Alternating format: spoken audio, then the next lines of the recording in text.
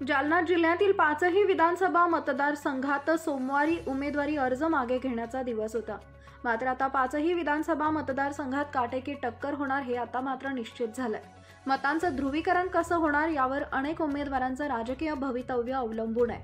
दैनिक जालना नायकचे संपादक संजय देशमुख यांनी केलेले राजकीय विश्लेषण. नमस्कार मित्रांनो, जालना नायकच्या डिजिटल प्लॅटफॉर्मवर आपले सर्वांचे मनपूर्वक स्वागत. एकूणच आज महाराष्ट्रातील विधानसभा निवडणुकांचे चित्र पूर्ण झाले आहे, क्लिअर झाले आहे. जालना जिल्ह्याचा विचार केल्यास जालना जिल्ह्यात एकूण 5 विधानसभा मतदारसंघ येतात. या 5 विधानसभा मतदारसंघामध्ये 119 जणांनी उमेदवारी अर्ज मागे घेण्याच्या शेवटच्या दिवशी माघार घेतली. तर आज प्रत्यक्षात 5ही विधानसभा मतदारसंघामध्ये 109 उमेदवार रिंगणामध्ये आहेत. आता आपण टप्प्याटप्प्याने एक विधानसभेचा आढावा घेतला असता साधारणपणे आपण जालना शहरापासून सुरुवात करू. जालना शहर हे अत्यंत महत्त्वाच्या टप्प्यावर निवडणुकीच्या रिंगणामध्ये आलेले आहे.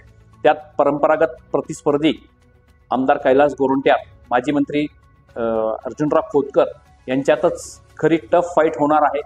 त्यातच आता भाजपाचे महानगर अध्यक्ष अशोक पांगारकर यांनीही आपली उमेदवारी कायम ठेवल्याने यात आणखी चुरस वाढली आहे. तर दुसरीकडे पत्रकार संघाचे माजी अध्यक्ष अब्दुल हफीज यांनीही उमेदवारी कायम ठेवल्याने आणखी यामध्ये ट्विस्ट निर्माण झालेले आहे. एकूण जालना शहरामध्ये जे काही वातावरण होतं की भाजपाचे ज्येष्ठ नेते भास्करराव दानवे हे उमेदवारी अर्ज मागे घेणार नाहीत अशा अटकली लावल्या जात होत्या. परंतु ऐन वेळेवर त्यांनी पक्षश्रेष्ठींच्या निर्देशानुसार आपली उमेदवारी अर्ज मागे घेतली. भास्करराव दानवे यांचा जर विचार करायचा असेल तर 2016 मध्ये ज्यावेळेला जालना नगर परिषदेच्या निवडणुका झाल्या त्यावेळेला थेट नगराध्यक्षाची निवडणूक ही जनतेतून होती. त्यावेळेला त्यांच्या पत्नीने अर्ज भरला होता. परंतु त्याही वेळी अशीच राजकीय परिस्थिती निर्माण झाल्याने त्यांनी त्यावेळी देखील आपल्या पत्नीचा अर्ज मागे घेतला होता आणि त्यावेळेला संगीता कैलास गोरंट्याल या मोठ्या फरकाने विजयी झाल्या होत्या. तर आज पुन्हा भास्कर दानवे यांनीही उमेदवारी मागे घेतल्याने हे एक चर्चेचा विषय आज ऐरणीवर आला आहे. दुसरीकडे आपण बदलापूर मतदारसंघाचा विचार केल्यास तेथे विद्यमान आमदार कुचे आणि बबलू चौधरी यांच्यात टफ फाईट होणार आहे. तर घनसावंगी मतदारसंघाचा विचार केल्यास तेथेही अत्यंत चुरशीच्या लढती निर्माण झालेल्या आहेत. तेथे माजी आमदार शिवाजीराव चौथे यांनी बंडखोरी केली आहे महाविकास आघाडीच्या माध्यमातून. तर तेथे प्रमुख लढत ही तिरंगी होण्याची शक्यता आहे. त्यामध्ये राजेश टोपे, हिकमतराव उढाण आणि समृद्धी कारखान्याचे संस्थापक अध्यक्ष तथा उद्योजक सतीशराव घाटगे हे प्रमुख उमेदवार रिंगणामध्ये आहेत. तर दुसरीकडे रासपचे उमेदवार वाघ महाराज यांनीही उमेदवारीच्या रिंगणामध्ये उडी घेतल्याने तेथे रासपचाही उमेदवार आपले भविष्य आजमावत आहे.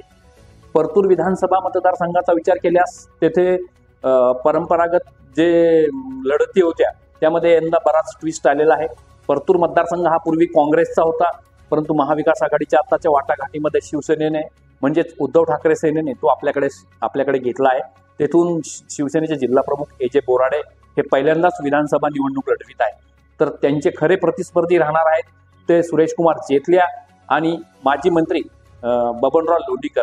अशी तिरंगी फाईट तिथे होईल. पण तेथेही महायुतीमध्ये बंडखोरी झालेली आहे. शिवसेनेचे जिल्हा प्रमुख मोहन अग्रवाल यांनीही आपला उमेदवारी अर्ज दाखल केला आहे. तर परतूर विधानसभा मतदारसंघातही निवडणूक चुरशीची होणार यात शंका नाही. आता आपण भोकरदनचा विचार करू. भोकरदनमध्ये पुन्हा दानवे विरुद्ध दानवे अर्थात संतोष दानवे विरुद्ध माजी आमदार चंद्रकांत दानवे यांच्यातच खरी फाईट होणार आहे. तेथे खरा कस जो लागणार आहे तो माजी मंत्री रावसाहेब दानवे यांचा लागणार आहे. कारण की त्यांच्या मुलाच्या मतदारसंघात त्यांच्या लोकसभा निवडणुकीच्या वेळेला 1000 आणि ते मायनस होते. त्यामुळे तेथेही चुरशीची निवडणूक होणार आहे.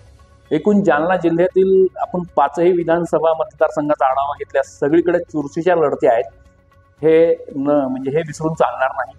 सर्वात महत्त्वाचा आजचा दिवस जालन्यासाठी जे की पूर्ण मराठा आंदोलनाचे आणि ओबीसी आंदोलनाचे केंद्र बनले होते त्या केंद्रातून मराठा आंदोलक मनोज जरांगे पाटील यांनी आंदोलनामध्ये पूर्ण समाज आरक्षणाच्या मुद्द्यावरून एकत्र केला होता. विशेष करून तरुण एकत्र केले होते. त्यांच्या मागे एक प्रकारे वादळ निर्माण होईल एवढी ताकद मराठा समाज असो, मुस्लिम समाज असो, अन्य समाज असो, हे सगळेजण उभे राहिले होते. आणि त्यांनी ज्या पद्धतीने उमेदवार उभं करण्याचे किंवा पाडण्याची जी घोषणा, जी भूमिका घेतली होती, त्यामुळे सर्व राजकीय क्षेत्रात खळबळ उडाली होती. परंतु आज मनोज जरांगे यांनी सकाळी माध्यमांशी बोलताना निवडणुकीतून तुम्हाला कोणाला विजयी करायचे ते करा आणि कोणाला पाडायचे ते पाडा अशी भूमिका घेऊन एक प्रकारे माघार घेतली आहे. परंतु त्यांची ही माघार जरी दिसत असली तरी हा एक गनिमी कावा आहे अशी ही चर्चा सध्या राजकीय वर्तुळात ऐकायला येते आहे. त्यांनी ज्यांना ज्यांना पाडायच्या सूचना दिलेल्या आहेत त्यांना ते नक्कीच पाडतील आणि ज्यांना ज्यांना विजयी करायचं आहे त्यांना ते विजयी करतील अशी ही चर्चा राजकीय वर्तुळामध्ये चर्चिली जात आहे. एकूणच आज जरांगेंच्या माघारीचं जर विश्लेषण करायचं म्हणल्यास असं करता येईल की आंदोलनात जिंकले आणि राजकीयतः मनोज जरांगे थोडे कमी पडले असं म्हटल्यास वावगे ठरणार नाही. त्यामुळे जालना जिल्ह्यातील निकालासह एकूण मराठवाड्यातील विधानसभेच्या निकालावर जरांगे फॅक्टर हा कितीही नाही म्हटलं तरी तो परिणाम करणार यात शंका नाही. धन्यवाद.